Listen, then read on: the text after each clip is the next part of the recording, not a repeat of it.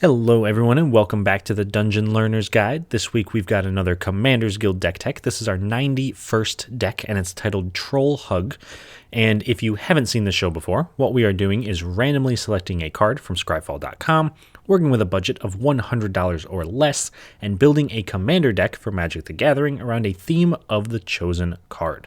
So very quickly, before we jump into the actual deck tech, I want to take a second, highlight some of our social media accounts and some ways that you can help support the channel if that's something you're interested in doing. So first off, we do have our Twitter account, Reddit, and email, dungeonlearnersguide@gmail.com. All of those are great ways to reach out if you ever have any questions, want to chat, or want to suggest some cards that you'd like to see on the channel. Those are all perfect ways to do it. And finally, if you're looking to support the channel a little bit more directly, you can use our TCG Player affiliate link, which is in the description of the video.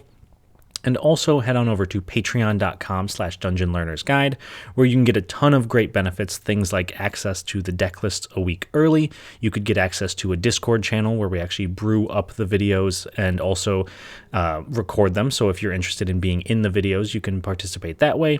And then, of course, you'll also get access to the unedited gameplay videos, plus the guarantee that any cards you suggest will be turned into videos at some point. And if none of that is your style, you can always just like the video, subscribe to the channel. That does help out a lot. But very quickly, before we do move on, I want to shout out our 4 current patrons. We've got William Swiftfoot, we've got Doodle, Calvin Schmidt, and Eric Hui. So to the 4 of you, thank you all so much for all of your support. And without any further ado, let's jump into this week's deck. So first up, we got to talk about our random card of the week, which was suggested to us by TheLuckyLion over on Reddit. And this card is Spike Cannibal. And Spike Cannibal is 1 black for a 0/0 spike. When Spike Cannibal comes into play with 1/1/1 counter on it, and when it comes into play, move all +1/+1 counters from all creatures onto Spike Cannibal. So it is very important to note that this does take away counters from our opponent's creatures as well. It doesn't say it's got to be creatures we control, it's all creatures on the battlefield. So with that in mind, I decided to build this as a Golgari deck, and our commander is going to be Grismold the Dreadsower. So Grismold is going to help us play into a couple of different aspects of this deck, notably the counters and also kind of taking stuff from our opponents, because Grismold is 1 black-green for a 3/3 legendary creature, Troll Shaman. It's got trample, and at the beginning of your end step, each player creates a 1/1 green plant creature token, and whenever a creature token dies, put a +1/+1 counter on Grismold the Dreadsower. So if this gets a ton of counters on it, we can use our Spike Cannibal to kind of suck up all the counters, make the Cannibal super big, and then also keep growing Grismold if that's something we're interested in doing. But this also lets us play into a couple of themes for this deck. The first one is that we want to be giving our opponents a bunch of counters, because Spike Cannibal's fine when it's taking our counters, but it's going to be really efficient when it's taking counters off of our opponent's things. So we want to play stuff like Sheltering Ancient, which is 1 and a green for a 5/5 tree folk with trample. But the downside is that it has a cumulative upkeep of putting a +1/+1 counter on a creature an opponent controls. So it will get a age counter on it, I believe, and then once it's got an age counter on it, we have to put 1 counter on an opponent's creature. Then it gets 2 age counters, we got to put 2 counters on them, and so forth. So Sheltering Ancient is a great way to get a ton of counters on our opponent's stuff very, very quickly, to ensure that when we do get our Spike Cannibal down, we're able to kind of take all the counters and benefit from them ourselves. So this is starting to lead us down a bit of a group hug style deck. And to play more into our group hug style deck, we of course have our second theme, which is going to be giving our opponents tokens. Grismold himself gives our opponents tokens, but it's nice to get those tokens from other places as well. So we have something like Hungry Lynx, which is 1 and a green for a 2/2 cat. Cats you control have protection from rats, and at the beginning of your end step, target opponent creates a 1/1 black rat creature token with Death Touch. Whenever a rat dies, put a +1/+1 counter on each cat you control. Now, we don't have a ton of cats, it's mainly just the Hungry Lynx, but it again gives us some +1/+1 counters, and it gives our opponents tokens. So once we've given our opponents a ton of tokens, once we've given our opponents a ton of counters and creatures and things like that. Then we get to theme number 3, which is finding a way to benefit from that. We want to make sure that we are giving our opponents things, and while they think we're helping them, we're really helping ourselves. And Generous Patron is a great example of that, because Generous Patron is 2 and a green for a 1/4 Elf Advisor that says when Generous Patron enters the battlefield, support 2, and you can put a +1/+1 counter on each of up to 2 other target creatures. Very important, this does not have to be creatures you control. So you could support 2, put 2 counters on your own creatures, or you could support 2 and put 2 counters on your opponent's creatures. And the reason we would want to do that is because whenever you put 1 or more counters on a creature you don't control, draw a card. So this is going to be incredibly useful and a great payoff for what we're trying to do.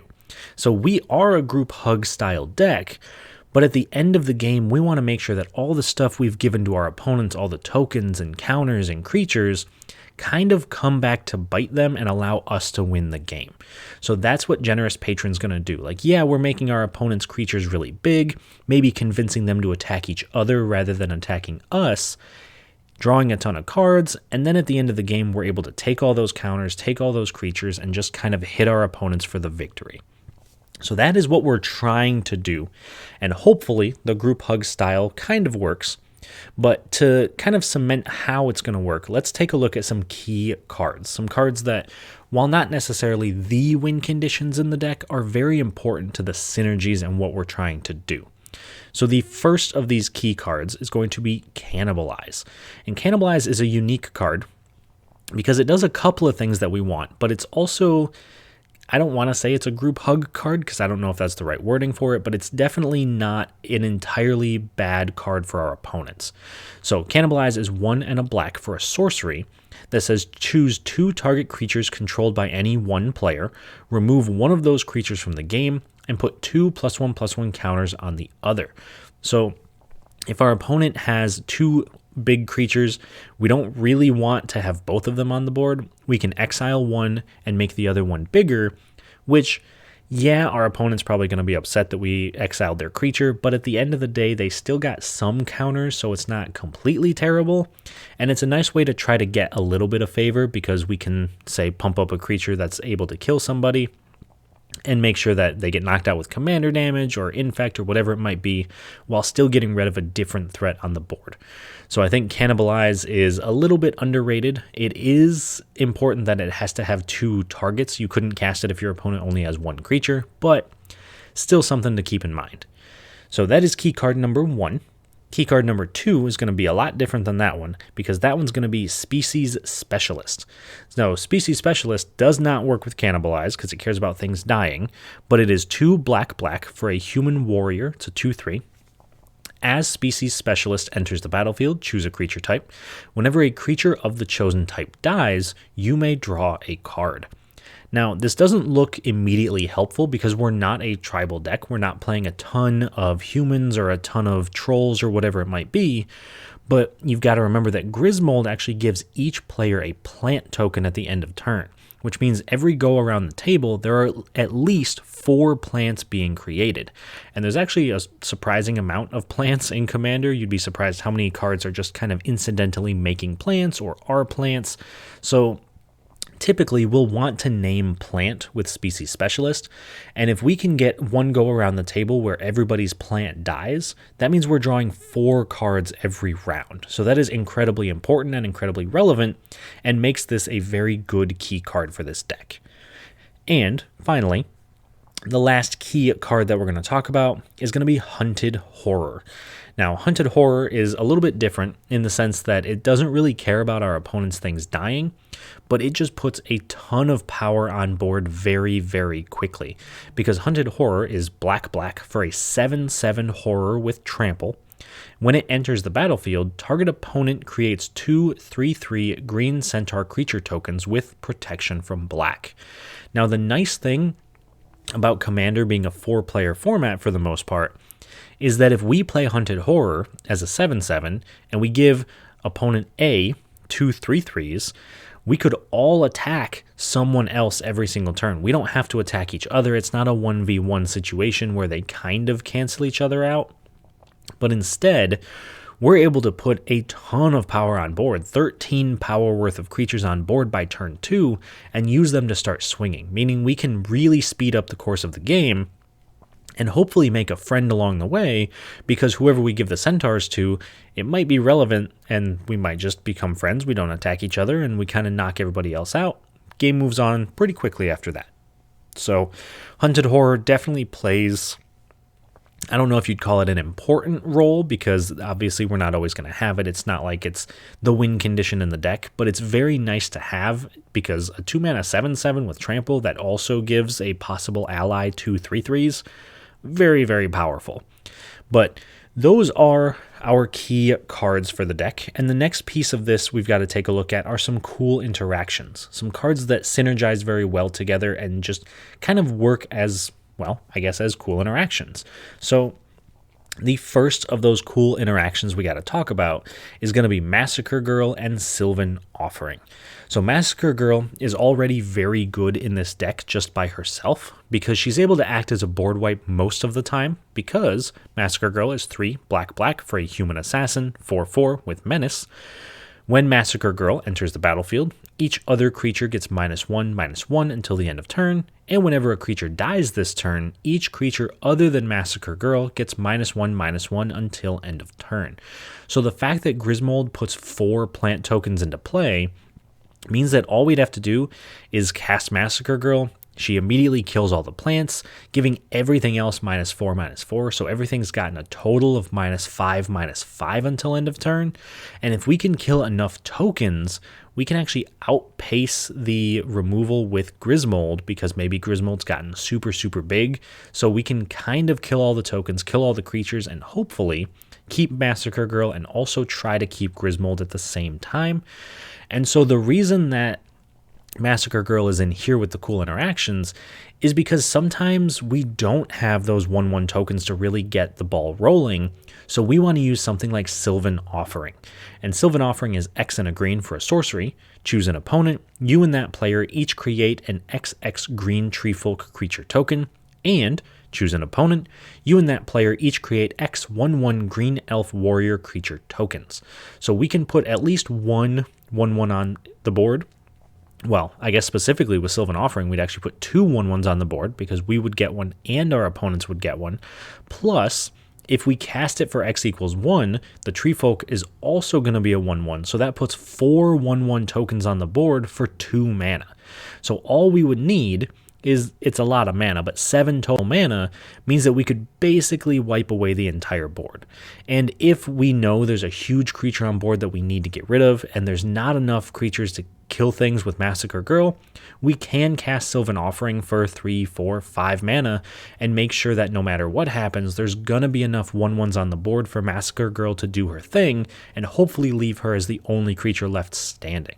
So that is cool interaction number 1, and just a nice corner case that I thought was interesting. Our next cool interaction is very different than this one. It's going to be Scheming Symmetry and Clackbridge Troll. So Scheming Symmetry is personally one of my favorite cards. I think it's a lot of fun. It is 1 black mana for a sorcery. Choose 2 target players. Each of them searches their library for a card, then shuffles their library and puts that card on top. So we can go ahead and choose ourselves and an opponent. It's kind of that group hug style thing. We want to make sure that we're making friends at the table. And we will draw a card. And, well, we're not going to draw a card. We're going to tutor up a card. Our hope is to draw a card. And we're going to put that card on top of our library, as is our opponent. Now, normally, because we have no way to draw the card, we cast this at sorcery speed, our opponent gets to draw their card first. But with something like Clackbridge Troll, which is 3 black for an 8/8 troll with trample and haste, when Clackbridge Troll enters the battlefield, target opponent creates 3 0/1 white goat creature tokens. At the beginning of combat on your turn, any player may sacrifice a creature. If a player does Clackbridge Troll, you gain 3 life and you draw a card. So the goal here is to play Scheming Symmetry in our first main phase, go to combat with Clackbridge Troll in the hopes that someone sacrifices a creature, so we would then tap the troll, gain 3 life, and draw the card we put on top with Scheming Symmetry. Now, that's not always going to happen. We're not always going to be able to draw the card, But if we don't draw the card, we still have an 8/8 with trample that's able to attack somebody at the table. So it's kind of a win-win. We either get the card that we tutored for, or we smack somebody for 8. Either way, we're pretty happy. Obviously, we want the card more, but doing a ton of damage is not terrible either. So definitely a fun interaction. And there are other ways to draw cards, but I did want to highlight Clackbridge Troll just because I think it's a really fun card, particularly in Commander. And it surprisingly tends to draw a lot of cards. So that is our last cool interaction for the deck. And the last piece of this deck tech that we actually need to go over is going to be the price of the deck.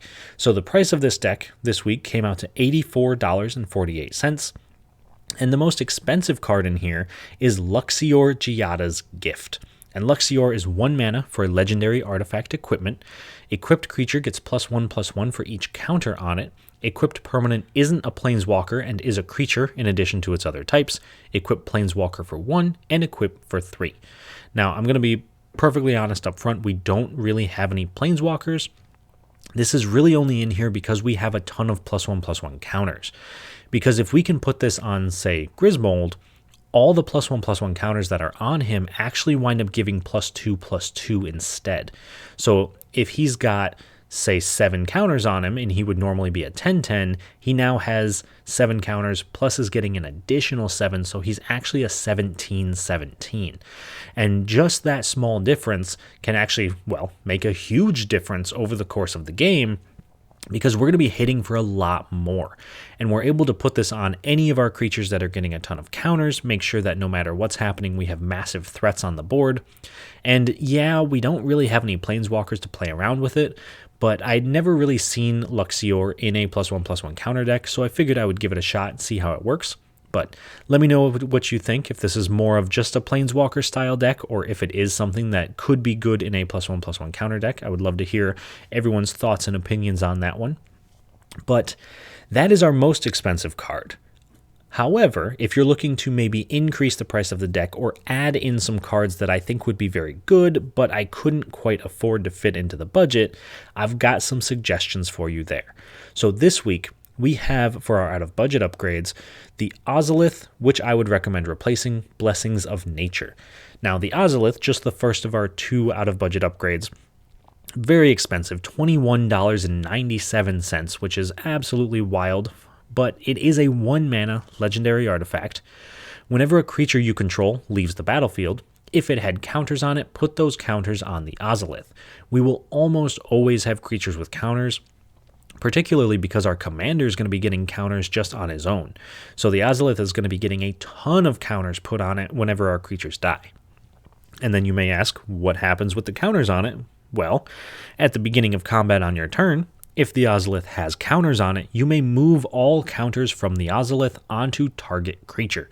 So we can just move our counters onto something else, and then when that thing dies, we put them back on the Ozolith, we move them around again. We can keep building up and building up until eventually we just play, say, Clackbridge Troll with haste, maybe get rid of all the creatures, and then all of a sudden, oops, our 8/8 is now a 30/30, and someone at the table gets knocked out. So definitely a very powerful card. I think that if you build around it, it could be a little bit stronger. So I don't know if it's necessarily an auto include in this deck, but I do think it's worth the inclusion if you've got an extra one laying around.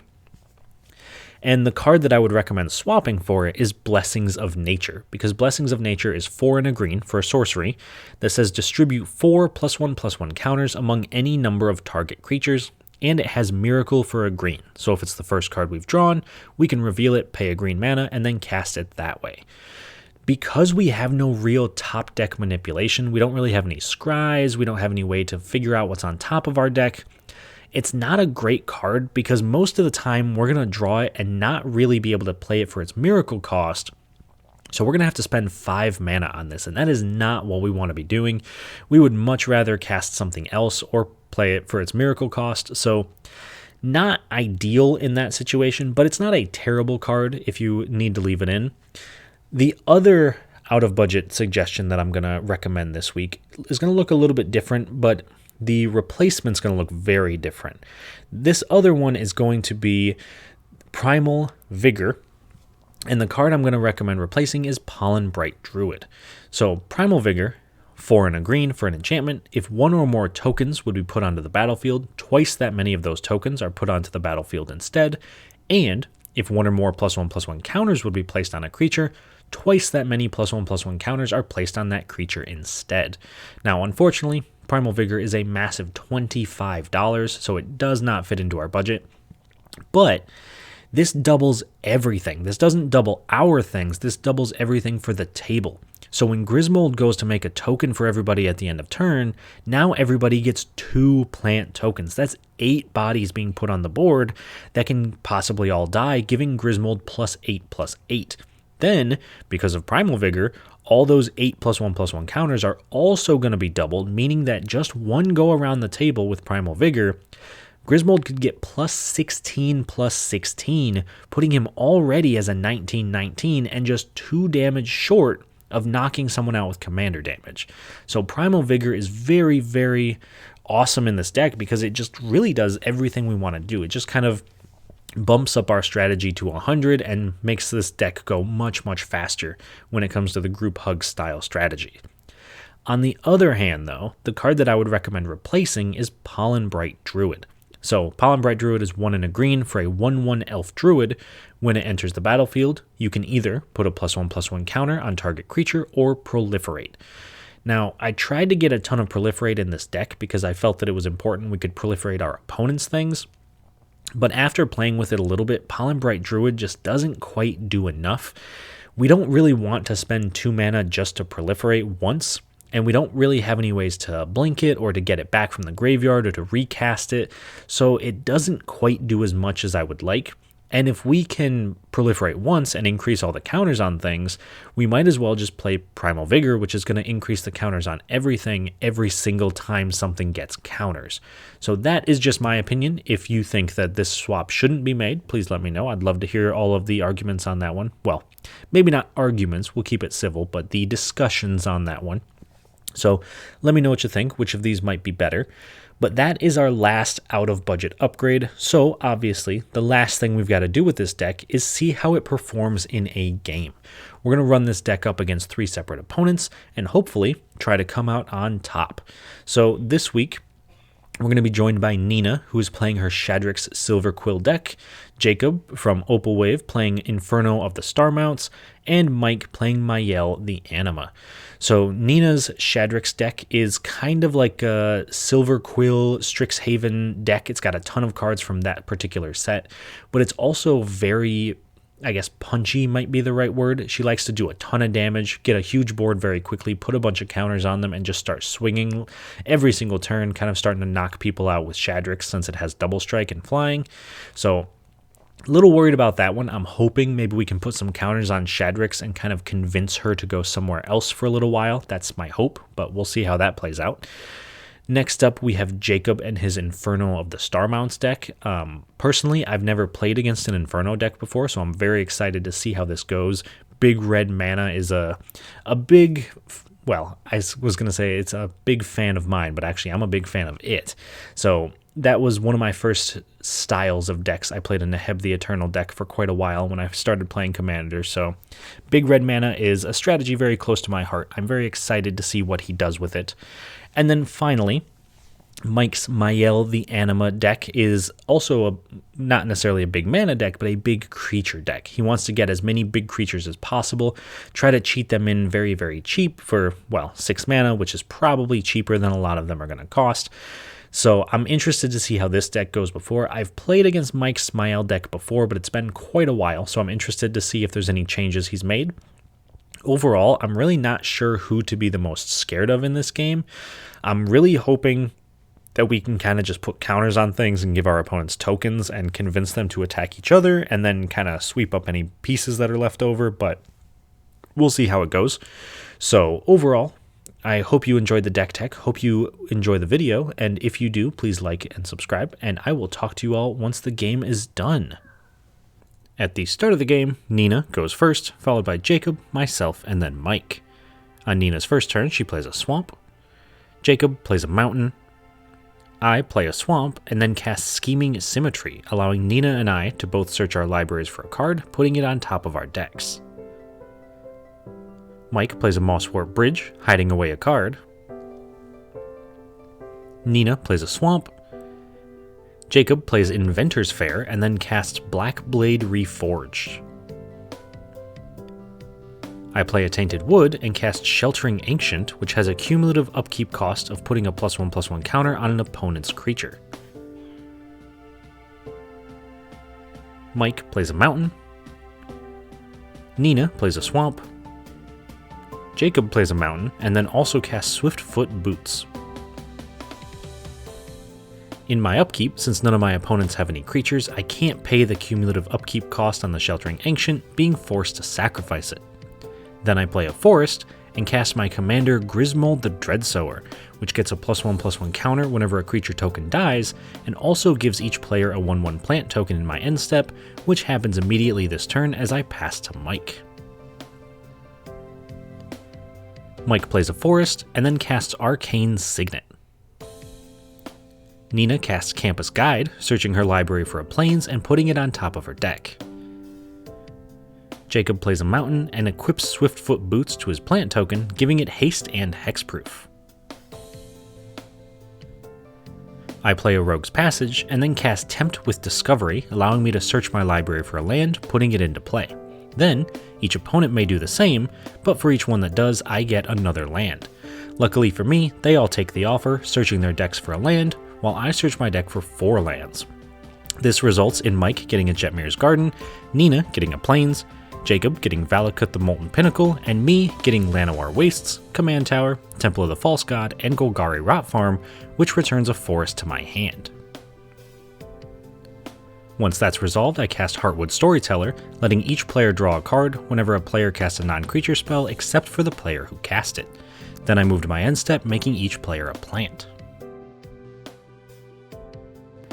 Mike plays a Stomping Ground tapped, and then casts his commander Mael the Anima. Nina casts a Spectre of the Fens. Jacob plays a Mountain and casts one of my personal favorite commanders, Neheb the Eternal, allowing him to create X red mana in his second main phase, where X is the total amount of life his opponents have lost this turn.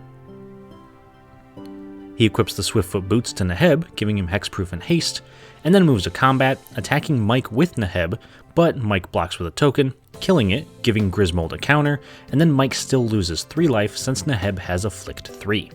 This allows Jacob to make 3 red mana when he moves to his second main phase, using it to equip Neheb with the Blackblade, giving him +6/+6 since he controls 6 lands. On my turn, I play a Forest and cast Incremental Growth, allowing each of my opponents to draw a card, and then putting a +1/+1 counter on Mael, 2 counters on Heartwood Storyteller, and 3 counters on Grismold. I then activate Rogue's Passage, making Grismold unblockable, so I can attack Jacob with him for 7.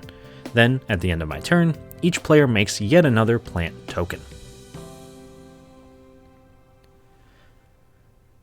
On Mike's turn, he casts Rith Liberated Primeval, giving all his dragons Ward 2.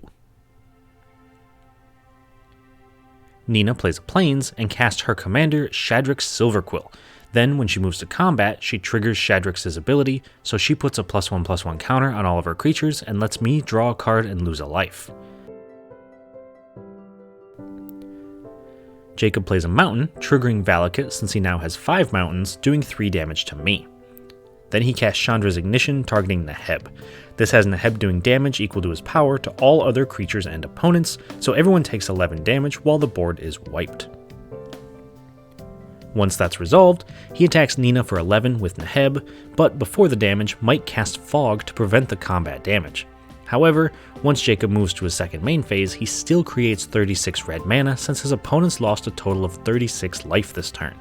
This allows him to cast his commander, Inferno of the Star Mounts, and he equips Inferno with Swiftfoot Boots, giving him hexproof and haste. He also equips Inferno with Blackblade Reforged, giving him +7/+7. He then pays 7 mana to make Inferno's power equal to 20, triggering his ability and doing 20 damage to Mike. After that, he re-equips Blackblade to Neheb and pays 7 more mana to put Inferno's power back to 20, again triggering his own ability, doing 20 damage to Nina, putting her to 9. Notably, she should be at 20, but she accidentally took the 11 damage from Neheb even though she shouldn't have because of the fog. Jacob then casts Balefire Dragon, and finally he re-equips Blackblade to Inferno and passes. On my turn, I recast my commander Grismold, then I do the only thing I can, ramp by casting Rampant Growth and Kodama's Reach, searching my library for a total of 3 basic lands, putting 2 into play tapped and the 3rd to my hand.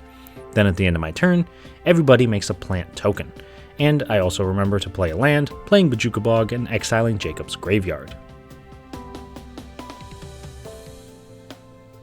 On Mike's turn, he plays Turn Timber Serpentine Wood untapped, paying 3 life, and then casts Thorn Mammoth, fighting Neheb when it enters, but unfortunately, Jacob has the answer, casting Bolt Bend to change the target of the ability to Grismold instead, killing my commander.